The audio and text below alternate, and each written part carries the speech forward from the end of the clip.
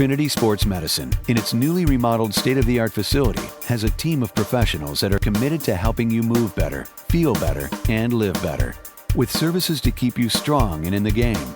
A qualified staff of sports medicine physicians, a certified chiropractic sports physician, athletic trainers, physical therapists, and performance specialists. Trinity Sports Medicine has comprehensive care programs that are designed to keep you moving, improve your performance, and keep you on track for success.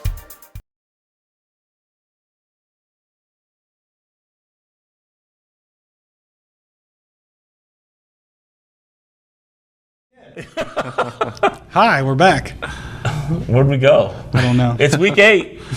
Week 8, high school prep football or high school football. How or many prep is football. that? That's 2 before the playoffs begin. Really. Got it? 8, 9, 10, 3 before the playoffs begin. Way to go, you and I was a mathematician. math whiz too in high school and younger grades, believe it or not. Back when you used to tell time by the sun. Back when I had hair and all that fun sort of stuff. Okay, real quick, before we start. My name is. Oh, hi. I'm Mike Mathison. This is Fred Younce. This is Matthew Peaslee, also known as Matt Peaslee. For short. Matthew. MPs. The MPs. Favorite sports movie? Favorite sports movie? Probably Remember the Titans. Favorite sports movie? Rookie of the Year. I love it. Actually, I want to change my answer. I want to go with that. I only watch it once a year, though. I watch it the night before Pirates opening day. Are you serious? Yep. Because the opening scene in Rookie of the Year, it's this great organ music, and it's opening day for the Cubs, and it's just all exciting, and it pumps me up for the first game at PNC Park. So Oh my greatness. goodness! it's funny too. is funny. Henry Rowan Gardner. Anybody see that one coming? No, Seriously. did not see that one coming. Did not see Rookie of the Year coming. No, maybe No. Sandlot. Yeah. And overrated. Overrated. My 3-year-old daughter would fight you on camera.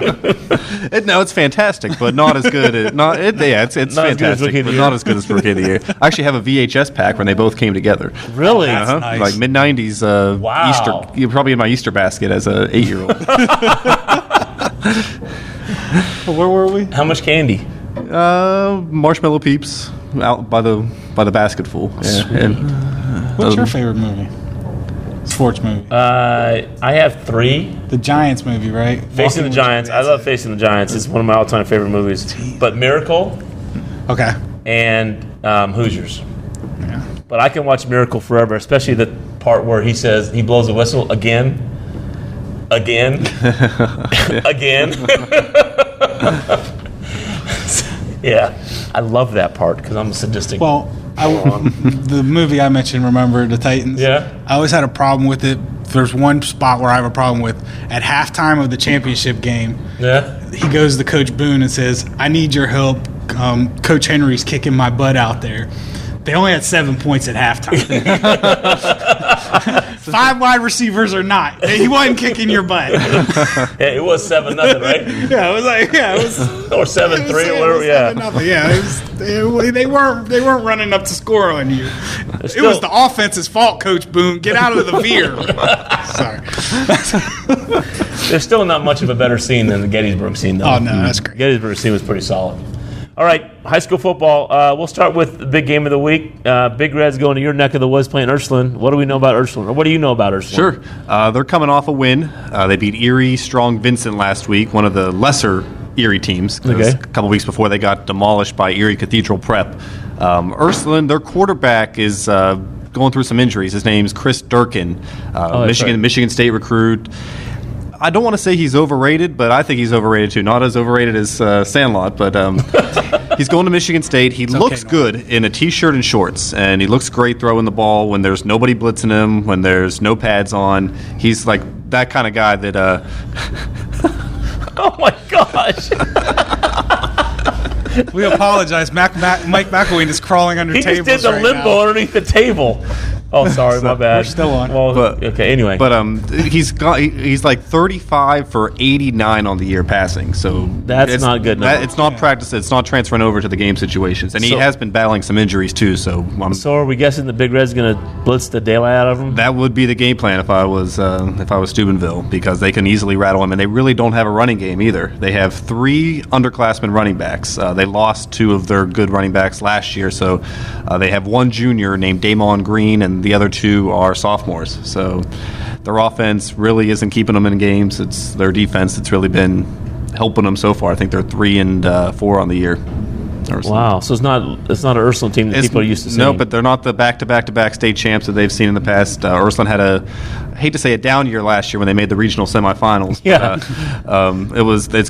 They're not as good as they were last year, and last year was considered a down year for Ursuline. The last 2 years, really, they missed the playoffs the year before last too. So this is they're definitely not as good as they were in that stretch run from 2005 to 2008, or maybe a little bit. And Mooney's having an issue too, aren't they? Yeah, they're not as good as they used to be. Right now, they sit in 11th out of the playoff spot. Yeah, and it's and hard. they finished with Fitch. Right, and Fitch is good, having their best they year just in beat history. Massillon. Fitch just beat Massillon. That's You know how good Massillon is. Really they have Fitch has a junior guy who's getting touted by everywhere in the country. His name's Darren Hall, and he's going to be special. I mean, the Division I, they run into St. Ed's or Ignatius in years past and get destroyed, but this year, Fitch has a good chance to run past those teams and make it to a regional semis or a state game too. Yeah, but Mooney's been down too.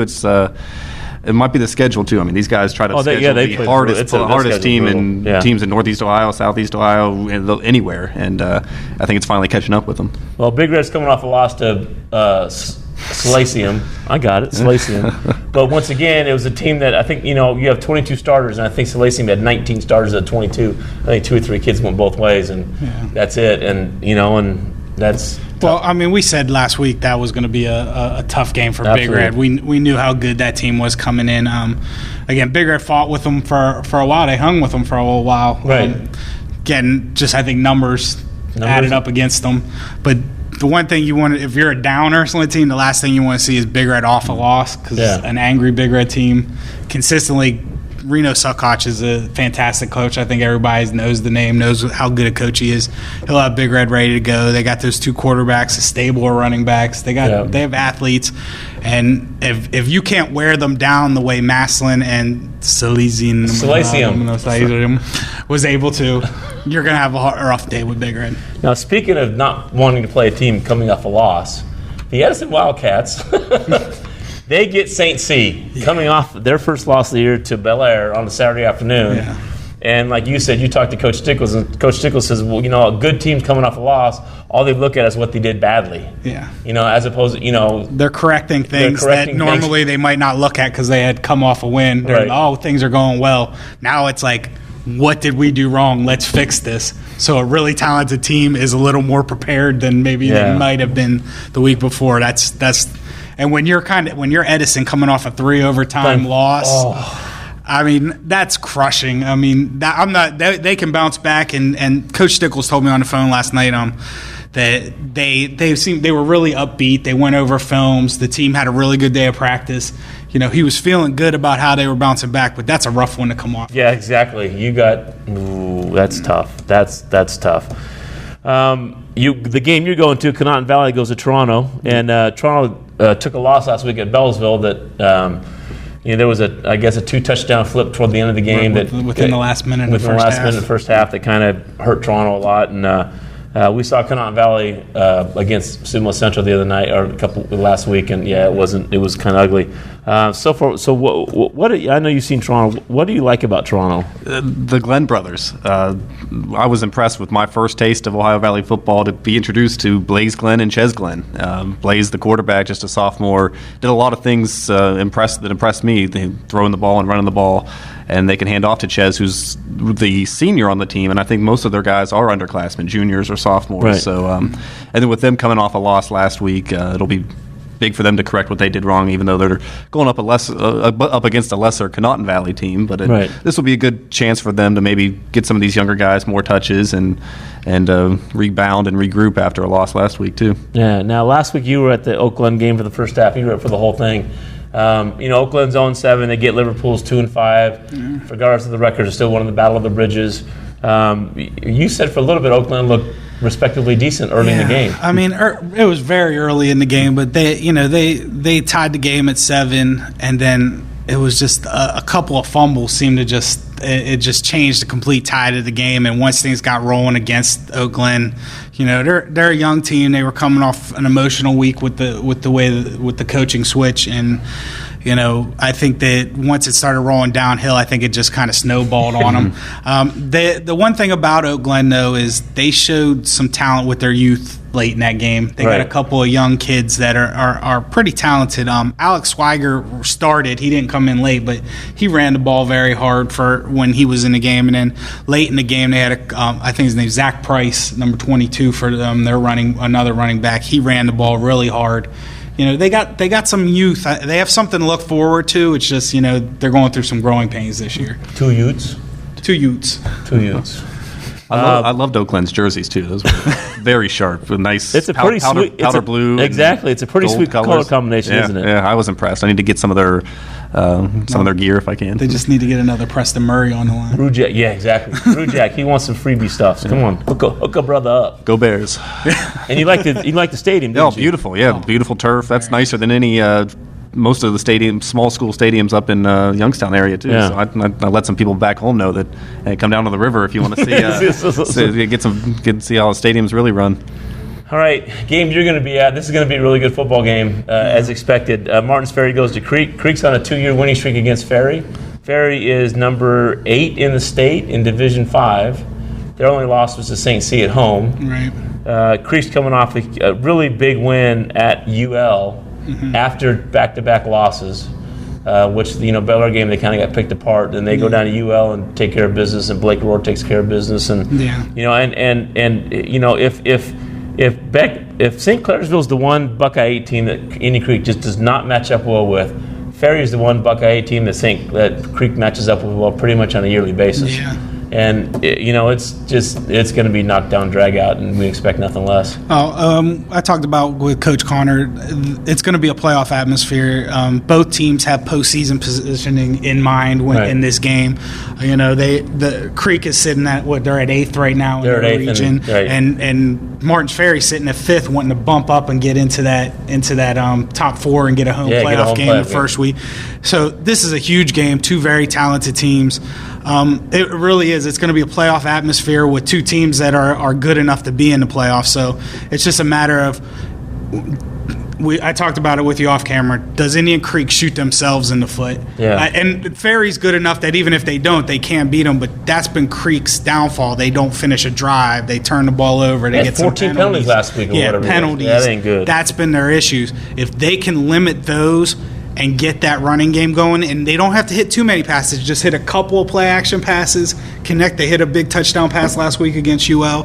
They do that kind of stuff. Their defense is good enough to slow Ferry down, even though Ferry's been on a tear since the St. C loss. But it's going to be a fun game to be at. It's going to be a great atmosphere. What are you going to eat?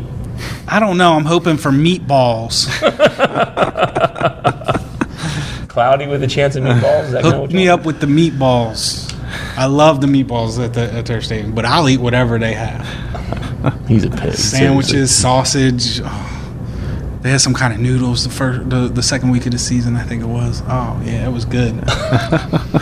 Oh, yeah, and the games are good, too. He never met a piece of any food he didn't like, just seriously. We're getting to wrap it up already? We got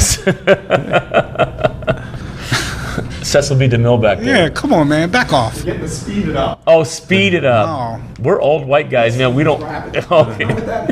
That means cut it off. This means wrap it up. All right, we got Parkersburg South going to Brook. Brook is off a bye week. And now, you being an Ohio kid in football, you're not used to bye weeks, are you? Nope, you're used to 10 straight weeks and you fix your problems during the week instead of an extra Friday to Although take off. Moody's had a bye week the last couple of years because no one wants to play him. Yeah, same with Ursuline this year. Same with Ursuline a bye week because no one wants to play him. Yeah, it seems mostly with parochial schools. And Lakewood St. Ed, I just looked it up. Lakewood St. Ed has a bye. Had a bye last week. Yeah, but when you're a public school and you're able to find those opponents, you're playing week after week, and that's what I would like to do if I ever played football. Yeah, wouldn't know what to do with a week off. I would hate but Brooks 1-5, South's now 2-5, and Brooks. I think Brooke gets it done because when you've had 2 weeks to prepare for one team and what they do well, and you're able to watch them play, I just think Brooke gets off the schneid and goes to 2-5. And Brooke is a young team. I've been waiting for them to kind of blow up because you kind of see flashes of what they're going to be able to do in the next couple years. Yeah. And I keep waiting for them to kind of have a breakout game this year. And I think Parkersburg South could be the team that experiences that breakout game. Exactly. So. I agree with that. Now we got 4 Saturday games, which is kind of unusual. You got one is Western Reserve Academy at Buckeye Local. Buckeyes 0-7. Played a tough Ferry team last week, but gave Edison everything they could handle the week before that. Yeah. And a couple weeks before that, gave Creek all they can handle. Definitely. Coach Pest said the Western Reserve goes 3 wide, 4 wide, 5 wide, just throws it all over the pitch. And that's just not the easiest thing in the world to it's not the easiest thing in the world to defend. I saw one of Western Reserve's freshmen, or he's a sophomore now, but as a freshman, he started varsity and was selected to go to some all-star game in Tampa, Florida, as a freshman. So he might be one of those guys that they'd throw out to. He's probably got speed, so he's probably want to be one of their targets. Pretty talented stuff. Buckeye finishes week 8, 9, and 10 at home, so I hope they get off the schneid. Yeah, I'd like to see them get that win. Yeah, that's a rough year. All right, Bel Air off a huge win over St. C, gets Harrison Central off a huge triple overtime win over Edison. If you're looking at a hangover game, this is one for kind of both teams. Yeah. Both teams now have to buck it up, and and Bel Air just can't look forward to who they got next, and Harrison sure can't look forward to who they have next. Yeah. But now that Bel Air has a running game for like the 4th straight week, they're nasty to stop. Yeah, Bel Air has become just an impressive team to watch.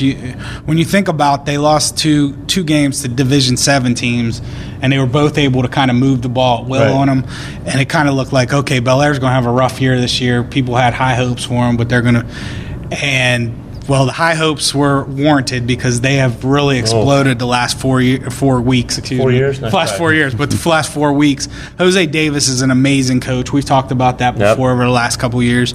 He's fantastic. They're able to run and throw the ball. And no matter how mad he gets behind the camera, I'm still going to keep talking. He's like the camera Nazi. Soup Nazi and I just hope Harrison Central is playing. They're having a strong season for, again, another young team we talk about. There's a lot of young teams in this valley. But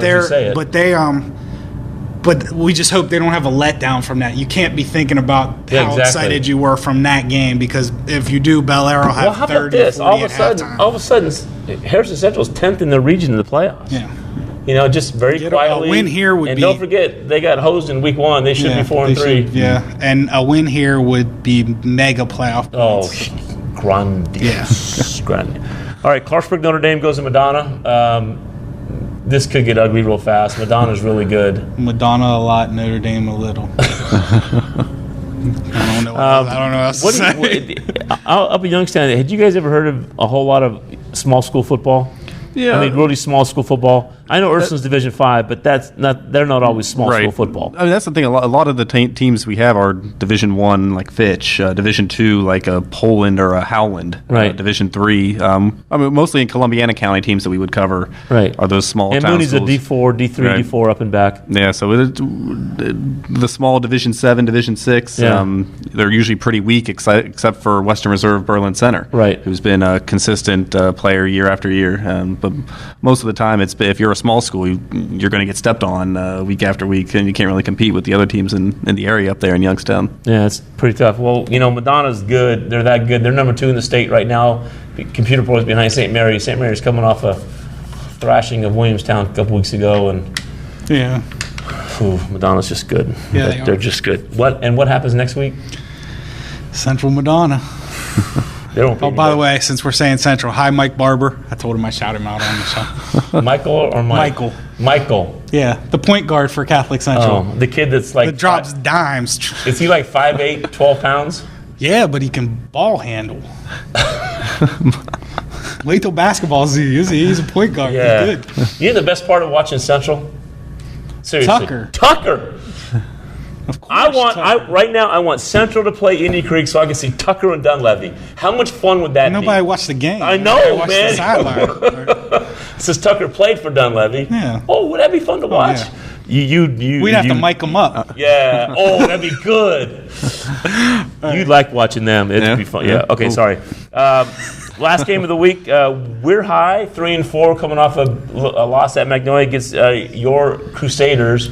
And, they just took it to Barnesville last week as expected, and they're just better, and they're better than Weir. And, as we know how much better Weir's playing, and, Steve Daly, I know, but, they're not going, there ain't no way he said that M word to any of his boys. No, they're not talking about that game. All they're talking about is Weir High, and they've won 3 of the last 4. Bottom line is Weir High's won 3 of the last 4. We have a situation where Madonna and Central both are playing teams they are better than. They are teams they should beat. If they're focused and they play their best, neither of those teams can stay with them. The question is, and I don't think they either will be, are they looking ahead? And especially with Central, because, again, we talking about a team that has some confidence. Won 3 of the last 4. They're a solid football team. Central has the ability to beat them 56-0. But Weir also has the ability, if Central isn't focused, to beat them, to find a way to beat them. Absolutely. Yeah. So both of these teams, we're looking ahead. We really want this game. Because we can. And I'm not knocking Weir. Everybody knows I'm a Crusader. But I want both Central and Madonna to be undefeated when they clash next week, because that is going to be an insane – we talk about small school football. Be at that game it'll be nuts, because it's going to be two teams that really think in their heads we can win a championship in our state. Right. Knocking heads, undefeated this late in the season. That's something to be excited about. But they both got to take care of business this week. You got that? Go blue. Well, they're both blue. I know. See, Kessel. I'm being unbiased. Go blue. Navy or Royal. It doesn't matter.